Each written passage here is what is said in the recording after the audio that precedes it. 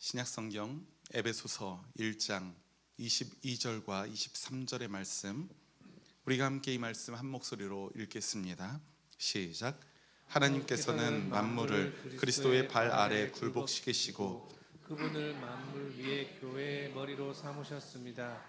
교회는 그리스도의 몸이요 만물 안에서 만물을 충만케 하시는 분의 충만함입니다. 아멘. 아멘. 교회는 그리스도의 몸이요 만물 안에서 만물을 충만케 하시는 분의 충만함입니다. 할렐루야. 할렐루야. 사순의 여정을 걷고 있는 우리 사랑하는 초록교회 신앙 가족들의 모든 삶 가운데 우리 십자가의 사랑과 은혜를 베푸시는 우리 주 예수 그리스도의 구원의 은총이 여러분들과 늘 함께 있기를 주님의 이름으로 축원합니다. 오늘도 주변에 있는 모든 분들과 다시 한번 인사 나누었으면 좋겠습니다. 우리 교회가 인사를 많이 나눠요. 우리 양옆에 있는 분들에게 이렇게 축복합시다. 사랑합니다. 축복합니다. 손을 잡을 수 있으면 손을 한번 잡아보시고, 허그할 수 있으면 허그를 하는 것도 좋습니다. 사랑합니다. 축복합니다. 지난주에 아주 따끈따끈한 통계인데요, 지난주 2월 27일 금요일에 기독교 윤리 실천 운동에서 19세 이상 대한민국 국민들을 대상으로 믿는 사람들 뿐만 아니라 불신자들까지 포함한 그 대상으로 한국교회의 사회적 신뢰도 설문조사에 대한 결과 보고를 진행했었습니다. 주목해야 할 통계들이 상당히 많이 포함되어 있는데 굵직한 몇 가지만 한번 짚어보려고 합니다. 먼저 카톨릭 교회가 아니라 우리가 지금 있는 이 한국 개신교회를 종합적으로 얼마나 신뢰하십니까? 라는 전반적인 신뢰도를 묻는 그 간단한 물음에 매우 신뢰한다라는 사람들이 4.2%이더라고요.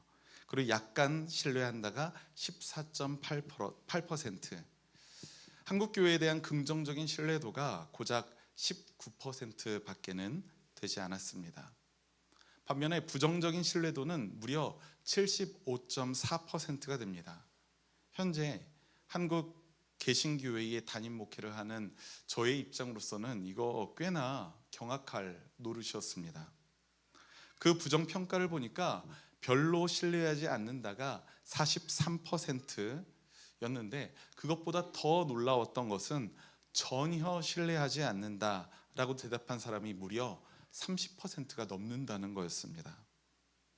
우리가 생각해 보면 무엇인가에 대해서 부정적인 응답에 전혀라는 그 문구가 붙는 순간 변화의 가능성은 현저히 줄어드는 것이기에 저는 좀 놀랐어요. 다른 물음에서도 놀라운 결과들이 이어지고 있었습니다. 기독교인의 말과 행동에 믿음이 가는가? 여러분들 말하는 거예요. 기독교인들의 말과 행동에 믿음이 가는가? 아까 전에도 말했다시피 이건 불신자들을 위한 조사도 아니고요, 믿는 사람들만 참여한 조사도 아니고요, 두루두루 섞인 조사예요. 그런데 기독교인의 말과 행동에 믿음이 가는가? 매우 그렇다는 사람이 2.5%밖에 안 되더라고요.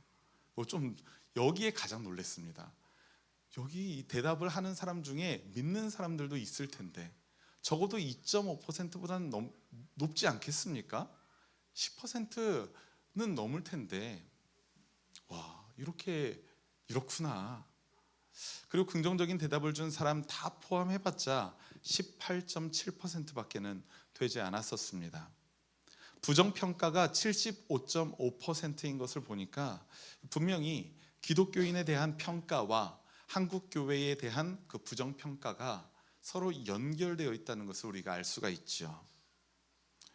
그나마 한국교회가 우리 사회에 얼마나 기여하고 있는가라는 물음에는 긍정평가가 그래도 30%가 넘더라고요. 신뢰도보다 한 10% 이상 높다는 것이 위안이 되었는데, 그런데 여기에서도 부정평가가 60%가 넘는 것을 보니까 한국교회가 아직도 갈 길이 여전히 멀구나라고 느껴집니다. 씁쓸한 점은 한국교회가 이렇게 한국 사회에서 신뢰도를 잃어가고 있는 것이 최근의 일만이 아니에요. 이러한 통계는 사실 추세라는 것이 굉장히 중요하죠. 제가 그 추세를 알아보고자 가지고 왔는데요. 이 조사가 똑같은 조사가 2008년도부터 계속해서 3년 단위로 1년 단위로 한 적도 있고요. 코로나 이후에는 좀 3년 단위로 진행되고 있는데요. 추세라는 것이 보이지 않습니까? 그래도 코로나 이전까지는 그 신뢰도가 그래도 썩 나쁘지는 않았던 신뢰도, 지금에 비해서는 라고 생각이 되어지는데, 코로나가 기승을 부렸던 2019년 이후부터 보면 31.8, 21, 19 점점점 줄어들고 있다는 것입니다. 이 약간 표가 조금 이상한데 여기에는 진한 것만 있는 게 아닙니다. 이 보통이다라는 것도 포함되어 있는 31%고요. 아까 전에 말했다시피 이제 고작 4%밖에 안 되는 진한 파랑은 굉장히 심각한 모습을 우리가 볼 수가 있죠.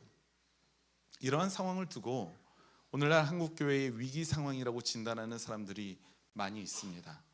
저 또한 그렇습니다. 정말 큰 위기입니다. 이러한 결과가 교회를 향한 사회의 오해에서 비롯되었다고 생각이 된다면 그냥 오해고 착각이니까 라고 다행이다 라고 생각을 할 텐데, 그것이 아님을 저는 너무나도 잘 알고 있어요. 이것이 어쩌면 우리 한국교회가 세상을 향해서 던졌던 그 부메랑이 다시 돌아와 우리를 상처내고 있는 것이다. 그 결과를 보여주고 있는 것이라고 생각을 한다면 이 결과를 우리가 엄중하게 보아야 할 줄 믿습니다. 오늘날 한국교회에 쏟아지고 있는 수많은 비판과 또 비난들을 두고 원인 분석을 할 때 여러 가지 원인들이 나오죠. 목회자의 타락 때문이다. 또 교회가 공교회성을 잃었기 때문이다. 기독교인들의 말과 행동이 사람들을 불편하게 만들기 때문이다. 또는 미디어에 나오는 그 몇몇의 그 문제 있는 사람들, 그들의 목소리가 크기 때문이다. 등등 눈에 보여지는 그 문제들을 지적하곤 합니다. 물론 그러한 심각한 문제들이 실제로 충분한 원인이 되죠. 그렇다고 생각합니다. 하지만 우리가 꼭 기억해야 할 점은 이러한 현상적인 문제가 발생되는 그 이유가 있다는 거예요. 이러한 구체적인 현상적인 이유에만 우리가 손가락질을 한다면 이 손가락질은 결코 나를 향하지 않게 됩니다. 저 사람 때문에, 나는 그래도 좋은 그리스도인인데 저 사람 때문에, 또는 저 교회 때문에, 저 목사 때문에 이러지. 그런데 우리가 과연 그럴까? 현상적인 이유만 있는 것일까? 그 현상적인 이유가 발생되는 원인도 있지 않을까? 저는 그 원인을 교회가 스스로 하나님 나라에 속한 공동체라는 그 자기 정체성을 상실했기 때문이라고 저는 확신합니다. 달리 말하자면 교회가 더 이상 교회답지 못하기 때문에 이러한 심각한 부정평가가 일어나고 있다는 거예요. 많은 신학자들은 성경 속에서 교회에 대한 가장 탁월한 말씀으로 에베소서를 꼽습니다. 사도 바울이 교회 공동체를 어떻게 이해하고 있는지 오늘 우리가 읽은 이 에베소서 1장 22절과 23절의 말씀을 두고 우리가 함께 묵상해 보았으면 좋겠습니다. 다시 한번 이 말씀, 본문의 말씀 읽어볼까요? 시작. 하나님께서는 만물을 그리스도의 발 아래 굴복시키시고 그분을 만물 위에 교회의 머리로 삼으셨습니다. 몸이요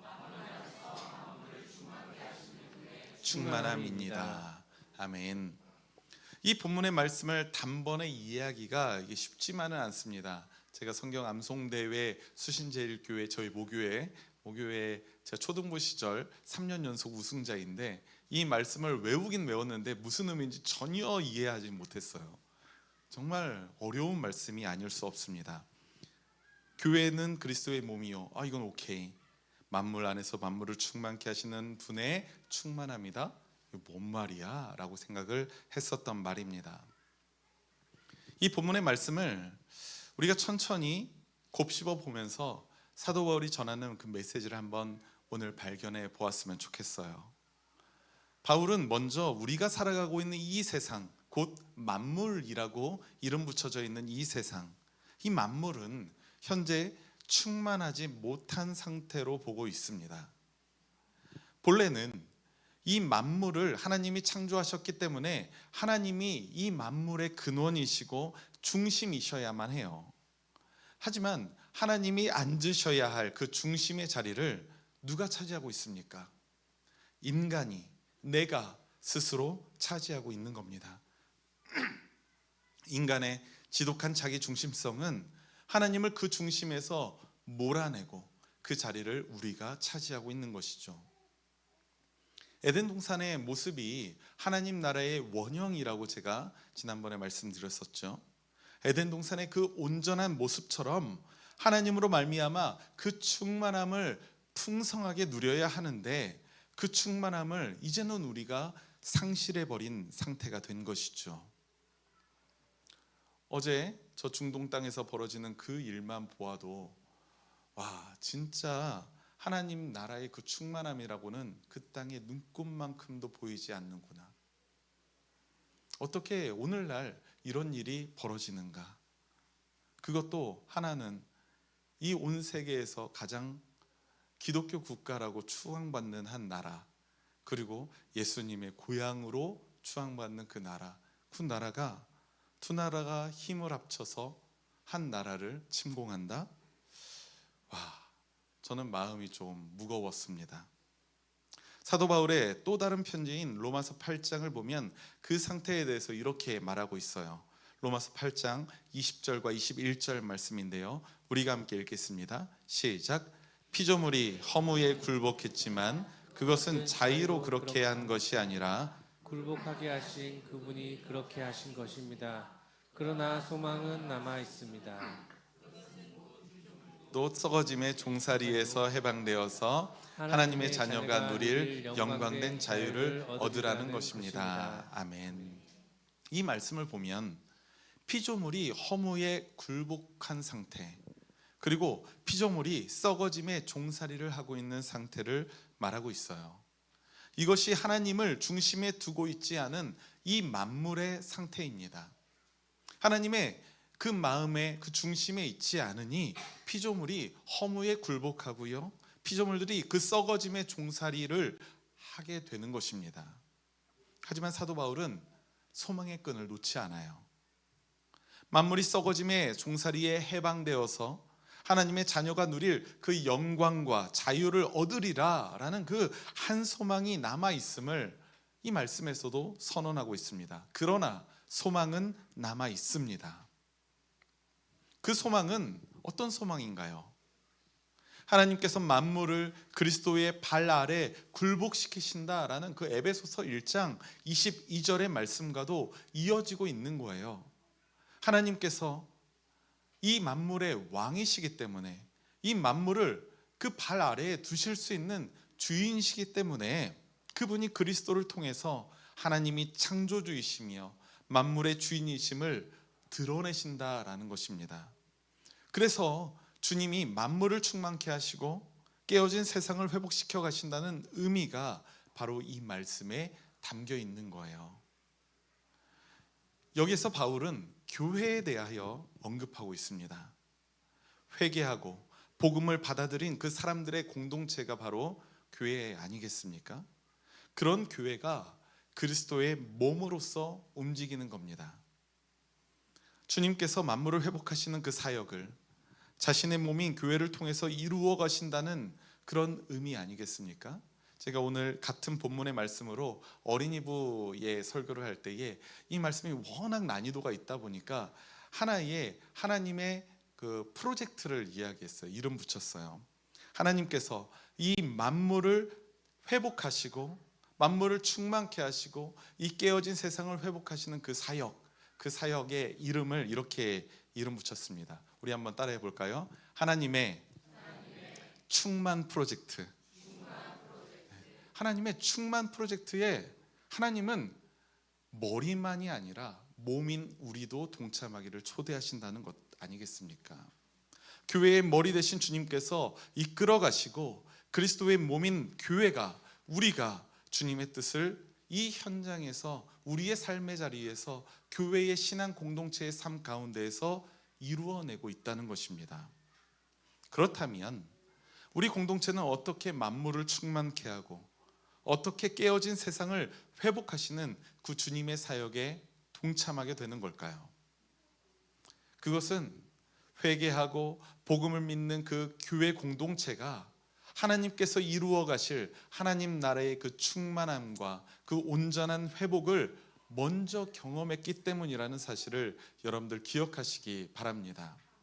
교회는 믿는 사람들의 모임이기도 한데요, 그 믿는 사람들이 모여서 하나님이 선사하시는 그 충만함과 회복을 경험한 사람들이에요. 경험을 했기 때문에 전할 수 있는 사람들입니다. 그리스도의 회복을 우리가 먼저 경험한 우리가 주님이 우리의 왕이심을 인정하고 그분의 다스림 앞에 겸손하게 엎드려서 주님을 주로 고백합니다. 그리고 인격과 성품을 예수 그리스도를 닮아가려고 하고요, 자신의 삶의 자리에서 하나님의 임재를 드러내며 살아가려고 애를 씁니다. 쉽게 말하자면 사람들이 여러분들의 삶을 보면서 와, 예수님을 닮았네, 예수님이 현생하시면 저 모습이겠구나, 예수님의 향기가 너에게서 난다, 이거를 말하는 거예요. 한 발 더 나아가면 하나님 나라의 충만함과 온전한 회복을 자신뿐 아니라 세상도 함께 경험하도록 섬길 수 있게 됩니다. 그것이 우리 그리스도인이에요. 하나님 나라는 겨자씨처럼 또 누룩처럼 확장성이 있기 때문입니다. 하나님의 나라를 소유한 우리 믿는 자들이 저 산 꼭대기 어딘가에 새로운 공간을 짓고 세상과 벗하지 않으며 격리되어 살아가는 것을 꿈꾼다면 그거 하나님 나라의 교회가 아닙니다. 하나님 나라의 교회는 겨자씨처럼 누룩처럼 세상 가운데 확장되어야만 하는 거예요. 하나님은 그렇게 교회를 통해 하나님 나라를 확장시켜 가십니다. 주님의 그 충만케 하시고 회복하시는 은혜를 교회 공동체가 경험하고 그 교회 공동체를 통해서 세상에 하나님 나라의 임재를 드러내고 계시는 거예요. 바라기는 우리 초록교회가 바로 그렇게 하나님 나라를 세상에 드러내는 귀한 축복의 통로가 되기를 주님의 이름으로 축원합니다. 사랑하는 우리 초록교회 신앙가족 여러분, 저와 성도 여러분들은 하나님의 구원의 은총을 받은 존재임을 여러분들 믿으십니까? 우리가 구원받은 하나님의 백성임을 기억하는 것과 동시에 잊지 말아야 하는 것이 있습니다. 우리는 구원받았지만 여전히 세상 속에 살고 있다는 사실이에요.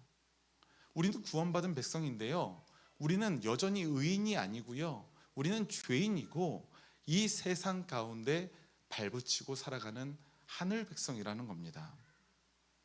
우리의 몸과 마음이 이미 세상의 방식에 너무나도 익숙하다는 사실을 여러분들 인정하시기 바랍니다. 그걸 인정하셔야 돼요.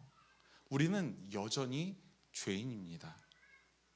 세상 속에서 일상을 살아갈 때뿐만 아니라 우리가 신앙생활을 하며 교회 안에 머물 때에도 그런 세상의 방식으로 행동하고 있지는 않습니까? 가정에서, 사회에서, 직장에서 세상의 사람들을 만날 때 그런 것이 나오는 것은 당연하게 여기고, 그리고 우리가 이 교회 공동체로 모여있는 이곳에서도 우리가 세상의 방식대로 생각하고 행동하고 말하고 있는 것은 아닌지, 서로 사랑과 존중과 용납과 섬김을 경험하고 훈련하는 곳이어야 하건만, 이 교회가 그래야 하건만 자기 중심성만을 드러내고 있지는 않은지, 자기 의만을 드러내고 있지는 않은지 성도 여러분들 스스로를 되돌아보시기 바랍니다. 우리는 혼자서는 결코 이 깨어진 세상의 흐름을 거스르며 살 수가 없습니다. 저도 불가능하고요, 여러분들도 불가능합니다. 이것이 우리에게 신앙 공동체가 필요한 이유 아니겠습니까? 우리 한 사람 한 사람이 죄인인 것처럼 우리가 모인 교회 공동체도 완전한 것은 아니에요. 흠결이 많고요, 틈이 많고요, 부족함이 있습니다. 하지만 교회가 그리스도의 몸이며 교회를 통해 만물을 충만케 하시는 그 깨어진 세상을 회복하시려는 그 소망이 있음을 우리가 믿기 때문에 우리가 서로 만나고 모이고 교회를 이루어 나아가는 것입니다. 그 소망은 사람들이 모여서 엄청난 일을 한다는 것이 아니에요. 누구는 굉장히 능력이 있으니까, 목사님은 저런 걸 하실 수 있으시니까 우리가 그래도 저분 아래에서 모이면 그래도 우리가 훌륭한 일을 할 수 있겠지, 이것이 소망이 아닙니다. 아니요, 못해요. 우리끼리는 못해요. 그런데 교회 공동체를 통해서 주님께서 일하신다고 하니 그것이 우리에게 소망인 줄 믿습니다. 주님이 소망이시고요, 다른 한 사람이 소망이 아닙니다. 주님이 일하시는 그 교회 공동체에서 우리는 세상의 다스림을 거절하고 하나님 나라의 방식으로 살아갈 수 있는 그 용기를 얻게 됩니다. 우리는 그리스도의 몸입니다. 우리는 만물을 충만케 하는 하나님의 충만입니다. 우리 한번 따라해 볼까요? 우리는 그리스도의 몸입니다. 우리는 만물을 충만케 하는 하나님의 충만입니다. 이 말씀을 여러분들 이번 한 주간 성도 여러분들의 심령에 깊이 새겨 넣으시고 여러분의 일상의 삶의 자리에서 하나님의 임재를 드러내며 그 충만함을 세상으로 흘려보내는 그 참된 교회로 살아가시는 저와 여러분들이 되시기를 주님의 이름으로 축원합니다. 아멘. 오늘도 이 말씀을 기억하면서 주보에 있는 공동체의 기도 우리가 한 목소리로 기도드리겠습니다. 시작. 우리를 통해 만물을 충만케 하시는 하나님, 오늘도 주님의 은혜를 경험한 우리가 말씀을 사모하며 예배하는 이 자리를 축복하여 주옵소서. 깨어진 세상 속에서 교회가 교회답지 못한 모습으로 살아가고 있음을 고백합니다. 그러나 우리 주님께서는 만물을 충만하게 하시며 세상을 회복하시는 사역에 우리를 초대하심을 믿습니다. 우리 초록교회 신앙 공동체가 하나님의 회복의 은혜를 먼저 경험하고 세상도 우리를 통해 하나님 나라를 경험하게 하옵소서. 성령 하나님께서 우리를 도우시며 참된 교회로서 살아가게 하심을 믿으며 우리 주 예수 그리스도의 이름으로 기도합니다. 아멘.